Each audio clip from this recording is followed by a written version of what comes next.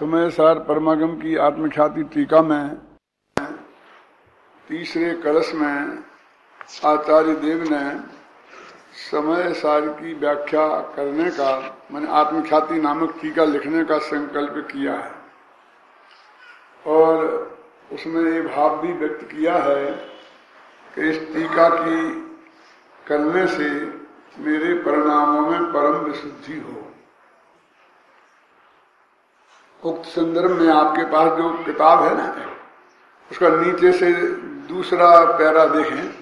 मैं पढ़कर आपको सुनाना चाहता हूँ, बहुत मार्मिक बात है। इस छंद में है ना, मिला? हाँ, सुशील जी देखो, इस छंद में प्रकारांतर से आचार्य देव ने समय सार की व्याख्या लिखने का संकल्प भी व्यक्त किया है, प्रतिज्ञा भी की है और यह भी स्पष्ट कर दिया है कि मेरा अपनापन तो अंतर में विराजमान शुद्ध तत्व में ही है। मतलब मेरा अपनापन इसमें नहीं हो गया, है? इसीलिए वे जोर देकर कहते हैं कि मैं तो शुद्ध चैतन्य मात्र मूर्ति हूं, मुझ में तो कुछ विकृति है ही नहीं। ये परम शुद्ध निश्चय का कथन, जिसका बहुत विस्तार से कल बाबूजी ने बहुत मार्मिक ढंग से प्रस्तुत किया था।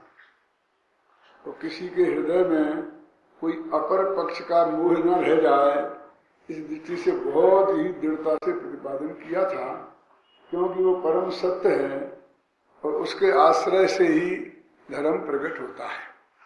उस बात की यहाँ बात कही है। हाँ, अब एक अपर पक्ष है।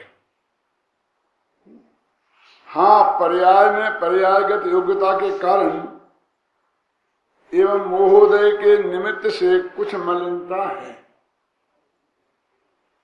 अकेला वो नैमित्तिक भाव ही नहीं है, उधर निमित्त की अपेक्षा से उसे नैमित्तिक भाव कहते हैं। निमित्त उपादान की में आपने समझी में बहुत कक्षाएं अपने यहाँ चली हैं कि कार्य एक ही होता है, उपादान की अपेक्षा उसे उपादेय कहते हैं और निमित्त की अपेक्षा नैमित्त कहते हैं।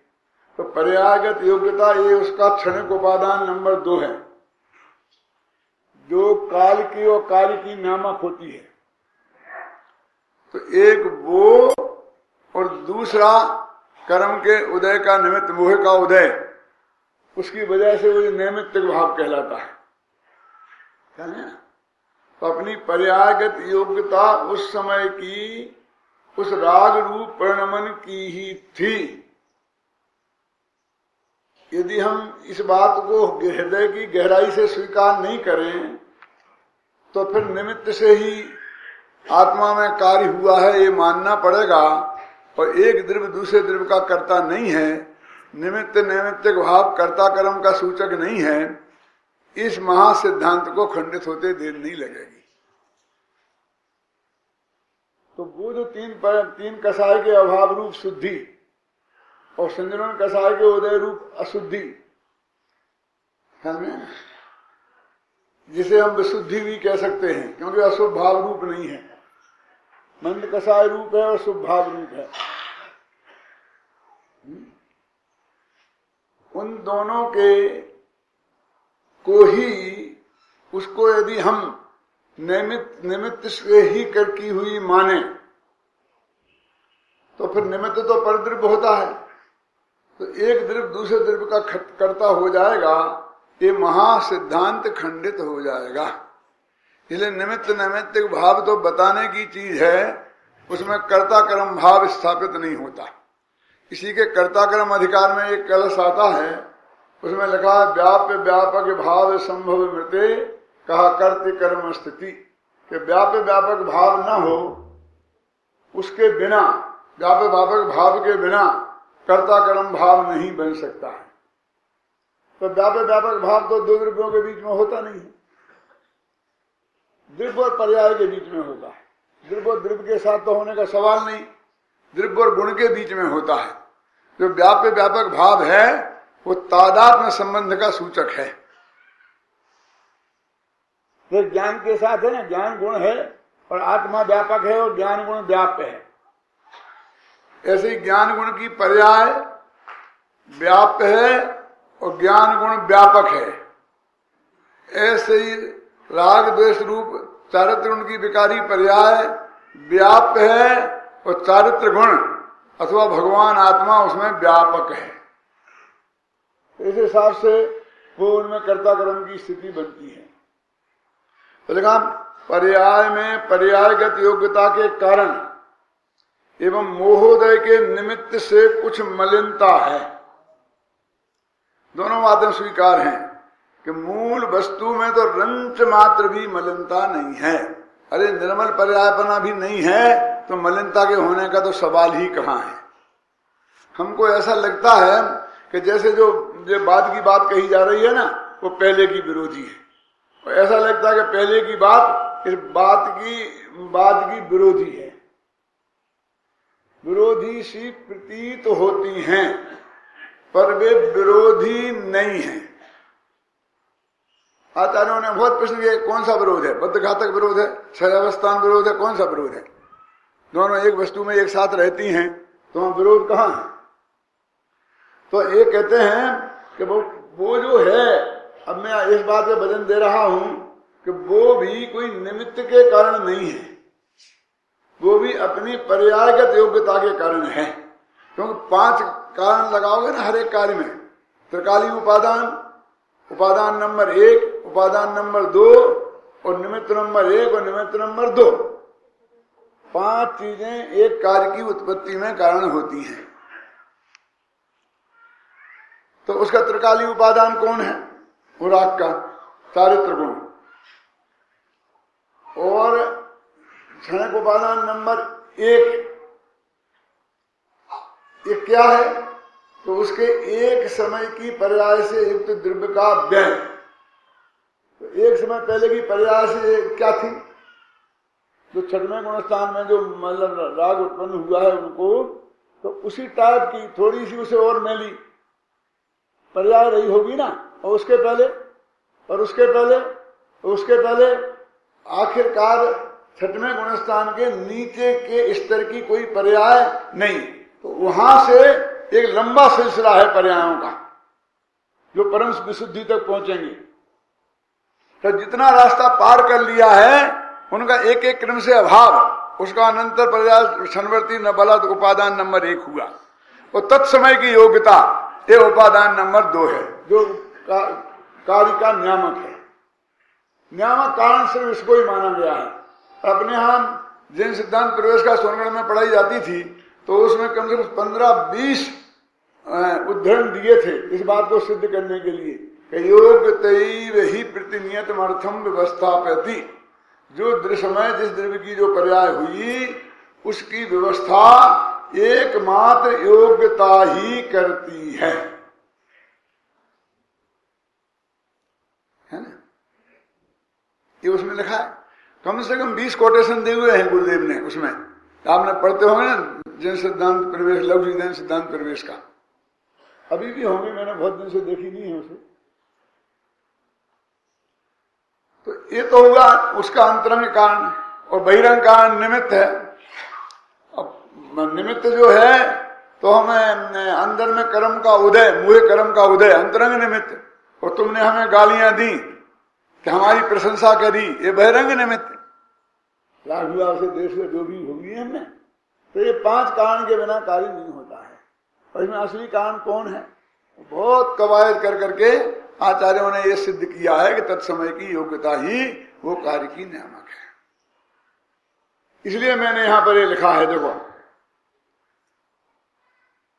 यह तो, और यह भी स्पष्ट कर दिया है कि मेरा अपनापन तो अंतर में विराजमान शुद्ध तत्व में ही है। एक बात निबट गई क्या मैं? इसलिए वे जोर देकर कहते हैं कि मैं शुद्ध चैतन्य मात्र मूर्ति हूं, मुझ में तो कुछ विकृति है ही नहीं। एक पक्ष का प्रतिपादन बड़ी दृढ़ता के साथ हो गया। अब हां, दूसरा पक्ष, पर्याय में पर्यायगत योग्यता के कारण ये निमित्त उपादान हुआ और मोहोदय के निमित्त से कुछ मलिनता है। वह भी इस समय सार की व्याख्या से समाप्त हो जाए, क्योंकि व्याख्या के काल में मेरा जोर तो त्रिकाली स्वभाव पर ही रहना है। यानी ये जो मैंने कल कही थी थोड़ी बात, कि वो अच्छी तरह जानते थे कि टीका लिखने का जो भाव है वो शुभ भाव है, और लिखने की जो क्रिया है वो जड़ की क्रिया है, और इन दोनों से मेरी परम विशुद्धि गारंटी से नहीं होने वाली है। तो उन्होंने फिर ऐसा क्यों कहा?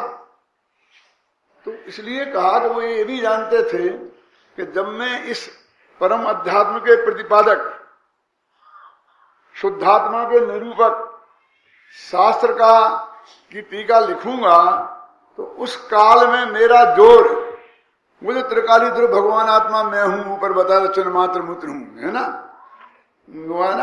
यद्यपि मैं तो शुद्ध मात्र चैतन्य मूर्ति हूं, उस पर ही रहने वाला है। भले ही मैं उपादान की बात करूं, निमित्त की बात करूं, मोहदय की बात करूं, लेकिन मेरा जोर अंतर में उसी पर रहने वाला है। देखो गुरुदेव श्री प्रवचन करते थे तो समय समय पर सदाचार की भी बहुत प्रेरणा देते थे ना। वो आचार खाने का कितना दृढ़ता से निषेध करते थे, रात्रि भोजन का, और भी कई बातों में करते थे कि नहीं। लेकिन उस वक्त भी यही धर्म है ऐसा नहीं मानते थे। उस वक्त भी उनकी दृष्टि में जोर उस त्रिकाली ध्रुव भगवान आत्मा का ही रहता था। उसमें जो अपनापन था उसका जोर, और वो कहते उसके जोर से ये काम हो जाएगा, परम विशुद्धि हो जाएगी। देखो इस बात के समर्थन में मैं कुछ बात और आपको बताना चाहता हूं। गोमठ सार में और तत्वार्थ सूत्र में एक सूत्र आता है जिसकी चर्चा शायद अन्ना जी ने भी अपनी क्लास में की थी। सम्यक दृष्टि श्रावक वृत्ता अनंत वियोजक, ऐसा सूत्र है, और उसमें 11 स्थान बताए गए हैं कि जिनमें क्रमशः असंख्यात गुणी निर्जरा होती है। अभी कोई कम होती है, ज्यादा होती है, ज्यादा कोई बहसबाजी का चक्कर हो तो ये जवाहरलाल जी और अन्ना जी निपट लेंगे, मेरे को छिड़ाछाड़ी करने की कोशिश नहीं करें। इसमें लगा असंख्य गुण निर्जरा, क्या लगा? तो असंख्यात गुणी निर्जरा होती है। तो टोडरमल जी ने गोमठ सार में इसकी टीका लिखते वक्त एक प्रश्न खड़ा किया कि श्रावक के तो सम्यक दृष्टि से असंख्यात गुणी नजरा होती है, ये बात समझ में आती है, लेकिन सम्यक दृष्टि के असंख्यात गुणी नजरा कैसे हो सकती है? क्योंकि ये गुणनफल किससे लगा, किससे असंख्यात गुणी? तो उसके नीचे की भूमिका में, नीचे की भूमिका तो मिथ्यात्व की है, और मिथ्यात्व में तो निर्जरा होती नहीं है। वहां निर्जरा कितनी है कि 0 है। तो 0 निर्जरा है तो उससे असंख्यात गुणी का मतलब असंख्य 0, क्या? इसलिए जो असंख्य गुणी शब्द सम्यक दृष्टि के साथ लगाना ठीक नहीं है। खुद प्रश्न किया उनने, और उनने फिर उत्तर दिया, और उत्तर उसका दिनांक में बहुत चर्चा हुई उस उत्तर की, कि जो कर्ण लब्धि के परिणाम है, सम्मुख का सन्मुख मिथ्या दृष्टि है, उसमें जो विशुद्ध परिणाम है, शुभ भाव है, विशुद्ध भाव तो हुआ नहीं है, लेकिन उसमें शुद्धि का अंश है। और परमार्थ वचनिका में पंडित बनारसी दास जी तो बहुत पूरी ताकत लगाकर इसको सिद्ध करते हैं, और अंत में लिखते हैं कि ये प्रश्न करने वाले, तूने ये मेरी बात मानी कि नहीं मानी? मानी हो तो श्यावास, और नहीं मानी तो भाग्य प्रमाण। तेरा भाग्य ही होगा। क्या यानी इसका सीधा अर्थ ये हो गया कि उस सम्मादर्शन के पहले ही निर्जरा होती है। तो फिर निर्जरा समय से पहले तो शुद्ध भाव होता नहीं है, तो शुभ भाव से होती होगी, तो फिर ये वहां संकट खड़ा होता है। और शुभ भाव से तो निर्जरा होती नहीं है, ये तो पक्का सिद्धांत है। तो आचार्य देव ने वहां कहा कि वो शुद्धि का जोर, अब देखिए जो जो गुरुदेव के माध्यम से, गुरुदेव मना के लिए कांजी स्वामी नहीं, जो भी तत्व का प्रतिपादन कर रहा हो वे सब, उनके माध्यम से जो हमने तत्व ज्ञान समझा, हमने तो कांजी स्वामी के ही माध्यम से समझा, लेकिन हर एक जीव की अपेक्षा बात कर रहे ना। तो उसमें वो ये कहते हैं कि जो स्वभाव रूप अवस्था है उसके कारण वो निर्जरा नहीं हो रही। तो जो शुद्ध भाव के प्रति जोर है त्रिकाली ध्रुव भगवान आत्मा का, उस जोर के कारण निर्जरा हो रही, और उसका नाम है विशुद्धि में शुद्धि है। क्योंकि निर्जरा का कारण तो शुद्धि ही होती है। और स्वामी जी के प्रवचनों को पढ़ो इस प्रकरण पर, तो वो भी ये कहते हैं कि वो जो त्रिकाली ध्रुव का जोर है, उस जोर के कारण ये सब कुछ हो रहा है। तो मिथ्या दृष्टि के त्रिकाली ध्रुव का जोर है आलोकी। समझना बहुत, मैं मार्मिक बिंदु उठाया है मैंने, पर आप उस पर गंभीरता से विचार करना, पक्ष विपक्ष की बात नहीं है।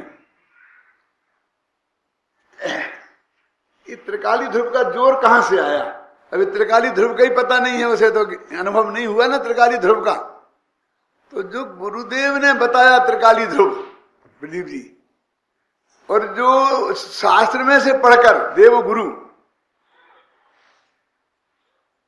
के निमित्त से, देव माने अरहंत देव, और अपने गुरु जो है वो, और शास्त्र, तो देव शास्त्र गुरु तीनों हो गए। इनके द्वारा जो उसने त्रिकाली ध्रुव का स्वरूप समझा है, और वो मैं कई दफे कह चुका हूं इसी सभा में कि वो इतना एक्यूरेट होना चाहिए तो उसमें पाव रत्ती कम ज्यादा नहीं चलेगी।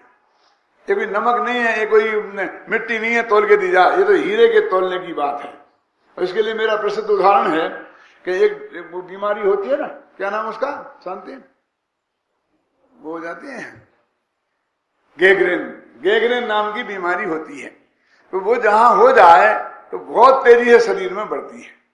यदि सारे शरीर में फैल जाए तो मौत के अलावा कोई रास्ता नहीं है। तो डॉक्टरों को मालूम पड़ा कि आपकी उंगली में जो फोड़ा है उसमें गैंग्रीन हो गया है। तो उन्होंने कहा इसे काटनी पड़ेगी, और अभी काटनी पड़ेगी। कि साहब ऐसी कैसी बात करते हो? मैं तो अपनी पत्नी से पूछूंगा कि पत्नी से पूछोगे तो हाथ काटना पड़ेगा। घर में पंचायत बैठा लोगे बच्चों की, फिर डिसीजन करोगे तो हो सकता है कि तुम ही कट जाओ। तुम अभी बोलो फटाफट क्या काटूं क्या नहीं काटूं, क्योंकि तुम मरीज की परमिशन के बिना तो ऑपरेशन कर नहीं सकते डॉक्टर, और दूसरा भी कोई जो स्वीकृति दे वहां है नहीं। तो उसने थोड़ी से समय लगाया, तो फिर कहा कि अच्छा काट दो, तो डॉक्टर ने यहां से काट दिया। तो बोला कि यहां तो ठीक था, बिल्कुल बीमारी तो यहीं तक थी जो उसमें देखने में आई थी। कि बात तो सही कहते हो तुम, लेकिन जो तुमने इतनी देर लगाई, द्वारा तो जांच हुई नहीं, तो बक कितनी आगे बढ़ गई होगी मैं नहीं कह सकता हूं। तो अंदाज से फिर मैंने यहां से काट दिया, क्योंकि एक परमाणु भी रह जाएगा तो मौत है। तो इस डॉक्टर को इतना अधिकार है कि बुरी चीज को निकालना हो तो थोड़ी अच्छी भी निकल जाए तो कोई बात नहीं, बुरी नहीं रहना चाहिए। इतनी सुविधा है इन देह के डॉक्टरों को, लेकिन आत्मा के डॉक्टरों को ऐसी सुविधा प्राप्त नहीं है। ये जिसमें खोट है, बीमारी है, उसका एक अंश रहना नहीं चाहिए, और जो बिल्कुल बीमारी से रहित है उसका एक अंश कटना नहीं चाहिए। बोलो ऐसा ऑपरेशन करने के लिए कोई तैयार है डॉक्टर?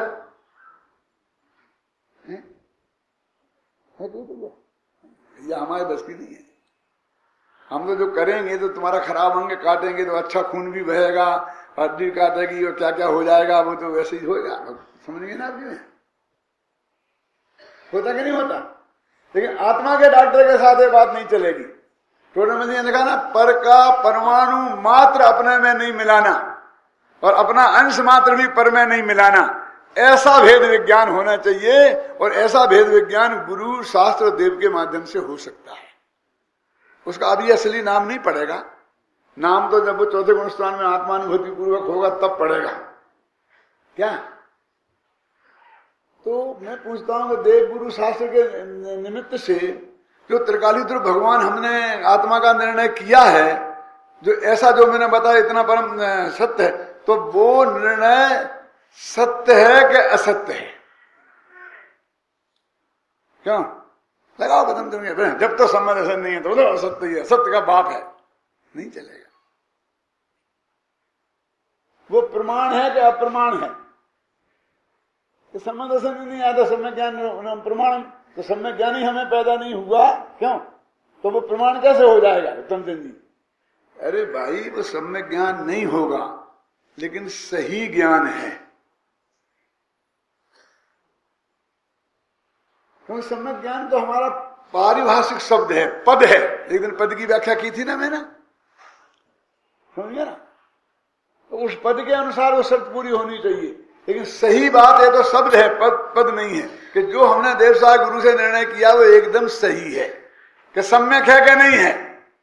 तो इस सम्यक तो उसे कहते हैं जो सम्मा दर्शन सहित हो, तो सम्मा दर्शन सहित तो नहीं है, इसलिए हम उसको, समझे ना, सम्यक ज्ञान तो नहीं कहेंगे, लेकिन उसे हम मिथ्या ज्ञान अथवा गलत ज्ञान भी नहीं कहेंगे।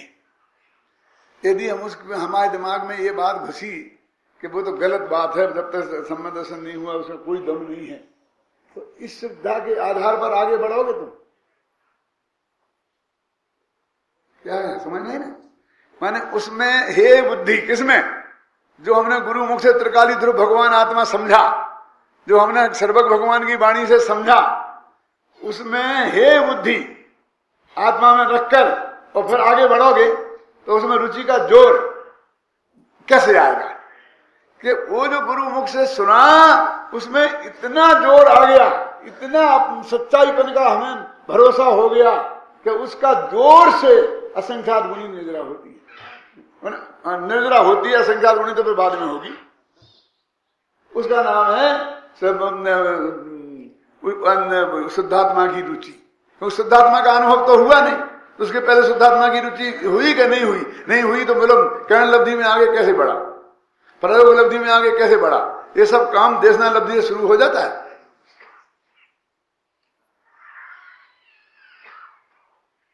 क्या गलत बात करते हो कि देव साहब गुरु हमें समझा रहे हैं सर्वज्ञ परमात्मा, सिमंदर परमात्मा अपने समुद्र में बैठ करके, क्या? और उनके अनुसार हमने सब समझा है। लेकिन ऐसा वो जो हमने समझा है वो हमारा ज्ञान सही है कि गलत? कि सम्मा दर्शन नहीं है ना, तो गलत। हो से क्या कह रहा है? वो ज्ञान प्रमाण है क्या प्रमाण? बोलो तुम तो घबरा नहीं, बोलना नहीं। वो प्रमाण है। क्या कह रहे हैं आप? सम्यक ज्ञान तो नहीं है, वो प्रमाण है कि हाँ उसकी प्रमाणिकता तुम्हारे ज्ञान से नहीं है, सर्वज्ञता के ज्ञान से, सर्वज्ञ के ज्ञान से है, गुरु के ज्ञान से है समझाने वाले, और उस आचार्य के ज्ञान से है जिसने शास्त्र लिखा है। जैसे प्रमाणित किया जाता है कि लिखते ना अपन कि आदमी ने हमारे यहाँ काम किया और पूरी ईमानदारी के साथ किया है, तो इसमें किसी आदमी के साइन होते कि नहीं होते, तो वो प्रमाण पत्र माना जाता है कि नहीं माना जाता है? कहरा गहरा नथु खेरा कोई भी लिख देगा तो हो जाएगा, लेकिन यदि वो अधिकारी लिखेगा तो नहीं होगा क्या? यानी उसके प्रति ये झूठा है। ऐसी श्रद्धा लेके तू आगे बढ़ेगा और तेरा काम सफल हो जाएगा, ये बात तो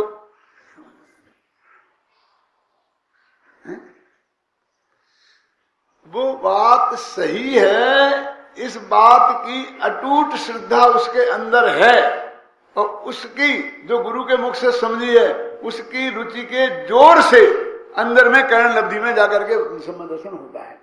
और में रहस्यपूर्ण चिट्ठी है ना टोरामल जी की, उसमें बहुत मार्मिक विवेचन है इसका। और हमें भी कलकत्ता गया था 2-3 महीने पहले, तो वहां के लोगों की बहुत तीव्र इच्छा थी कि रहस्यपूर्ण चिट्ठी पर हमें आपके प्रवचन सुनने हैं, और उन्होंने 1000 किताबें रहस्यपूर्ण चिट्ठी की अलग से छपा के तैयार करके रखी थी।